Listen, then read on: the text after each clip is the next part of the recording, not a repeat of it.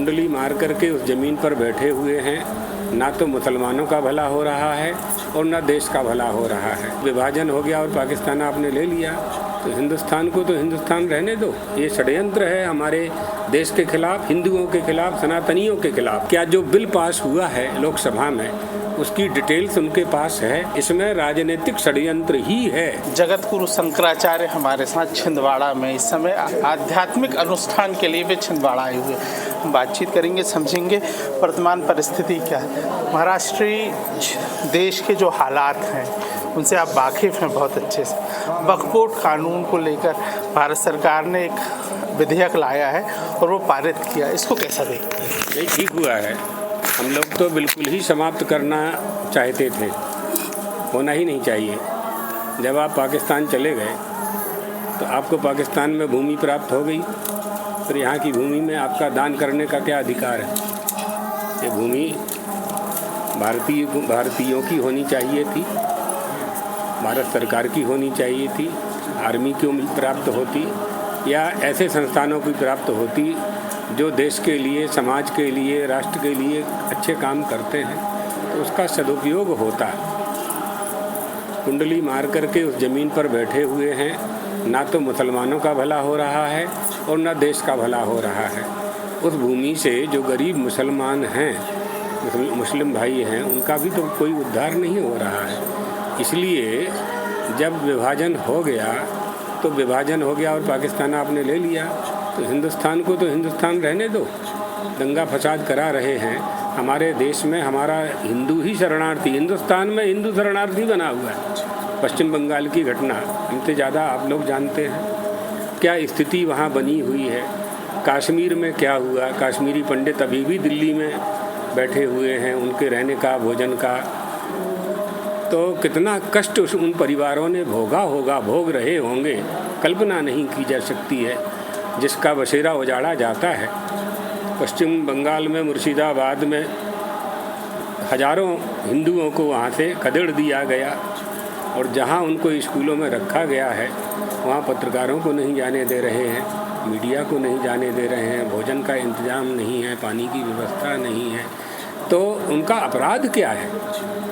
अपराध क्या है? अगर कोई बात आपको सरकार की या शासन की, लोकसभा की, राज्यसभा की, विधानसभा की स्वीकार नहीं है तो आपको सुप्रीम कोर्ट जाना चाहिए। सुप्रीम कोर्ट निर्णय करेगा। अभी तो हमारे न्यायालयों में हमारी बहुत आशा है और सिद्धांत के आधार पर और नियम के आधार पर निर्णय होते हैं, तो वहाँ अपनी बात की जा सकती है। सांकेतिक आंदोलन किया जा सकता है, धरना दिया जा सकता है, मौन आंदोलन किए जा सकते हैं। ये जो परंपराएं हैं, इनका आश्रय लेकर के हम अपना संदेश सरकार तक, राष्ट्रपति जी तक भेज सकते हैं। लेकिन हिंसा का आश्रय लेना ये तो बहुत ही गलत बात है, बहुत गंदी बात है।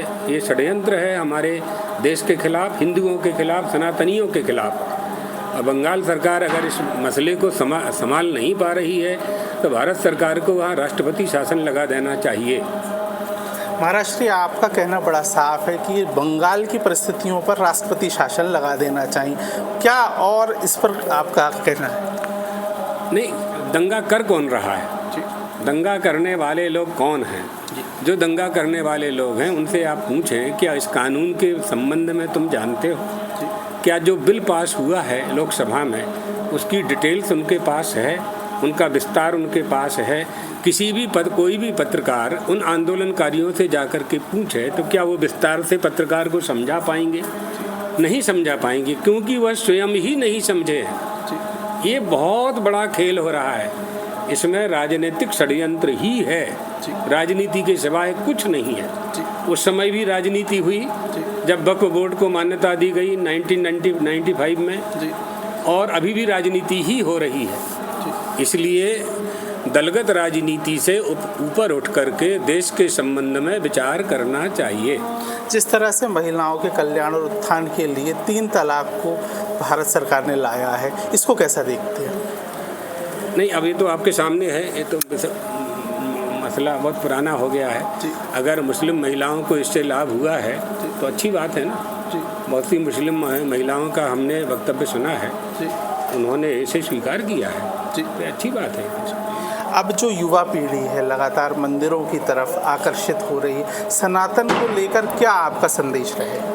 सभी लोग अशांत हैं, बालक भी अशांत है, युवा भी अशांत है, वृद्ध भी अशांत है, जवान भी अशांत है, सब अशांत हैं। शांति प्राप्त करने के लिए धर्म का पालन करने के सिवाय नान्यः पंथा विद्यते या नाय, दूसरा कोई मार्ग किसी के पास नहीं। इतनी बात आप समझ लें बहुत सरल शब्दों में कि निर्धन व्यक्ति दुखी है। क्यों दुखी है? धन नहीं है। धनी क्यों दुखी है ना? तृष्णा का तो कोई अंत नहीं है। जब रोटी कपड़ा मकान मिल गया तो फिर हम दुखी क्यों हैं? यही चिंतन है। इस चिंतन का जो फल है वो हमें सुख प्रदान करता है। तो हम समझते हैं कि धर्म का आश्रय लेने से, मंदिर जाने से, महात्मा जी के पास जाने से, विद्वानों के पास जाने से, गुरु के पास जाने से सुख मिलेगा, शांति मिलेगी, तो जाते हैं। इसलिए मंदिरों में आप 10 साल पहले जिन मंदिरों में जाते थे और अब वहाँ जाइए तो लाइन लगा के दर्शन करना होता है। इतनी भीड़ होने लगी है। तिरुपति भगवान के दर्शन करने आप जाएंगे तो 3 किलोमीटर लंबी लाइन होती है। हमारे यहाँ द्वारका में हम 1992 में गए थे पहले, तो पूरे दिन में 100 लोग आते थे दर्शन करने। अब 10,000 लोग प्रतिदिन जाते हैं।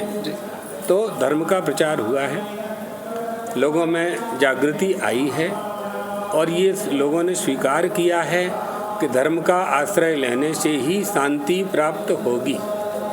लेकिन अभी हम लोगों को पूरा संतोष नहीं है। असंतोष इस बात का है कि क्वांटिटी बढ़ी है। आपकी भाषा का प्रयोग कर रहे हैं, क्वांटिटी बढ़ी है, क्वालिटी में कमी आई है। जबकि हम सनातन धर्मावलंबी क्वालिटी में ही विश्वास करते हैं। भले ही गांव में एक हो, लेकिन एक सज्जन पुरुष पूरे गांव को दुरुस्त कर दे, सदाचार के मार्ग में चलाने में क्षमता रखता है।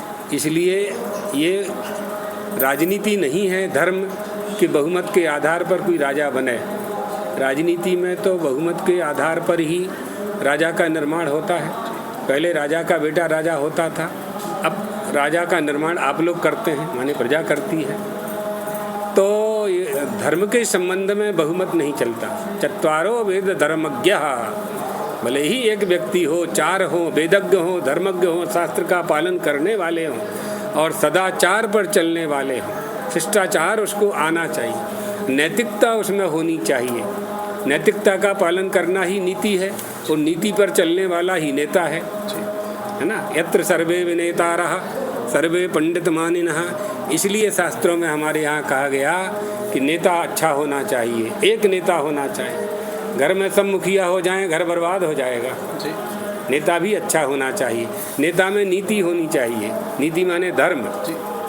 यत्र योगेश्वरः कृष्णे यत्र पार्थो धनुर्धरः तत्र श्री विजयोर्भूतिर ध्रुवा नीतिर्मतिर मम।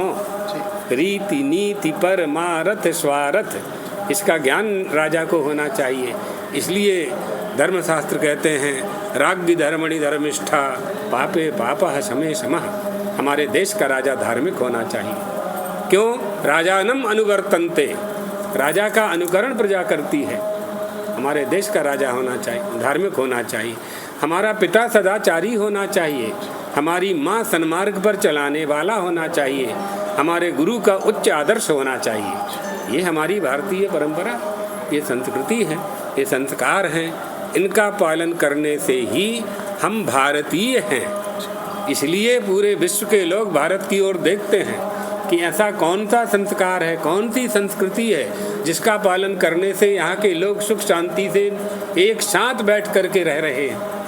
कई घरों में आपने देखा होगा 25-25 लोगों का भोजन एक साथ बनता है। 4 बेटे हैं, 4 बहू है, लेकिन अभी भी बंटवारा नहीं हुआ है। ऐसे संस्कार माता पिता हमारे देते हैं, ये होना चाहिए। तो सुख और समृद्धि हमारी यही संपत्ति है कि हम प्रेम से एक साथ निवास करें, प्रेम दें और वसुधैव कुटुंबकम की भावना से एक दूसरे के पूरक बने। महाराष्ट्र का कहना बड़ा साफ है कि वक्फ बोर्ड का कानून जो भारत सरकार ने लागू किया है इसको मान्य होना चाहिए और धर्म से ही दुनिया चलती है। आम आदमी मंदिर की तरफ जो आकृष्ट हुआ है यह पर्याप्त नहीं है। अजय द्विवेदी, IBS 24, छिंदवाड़ा।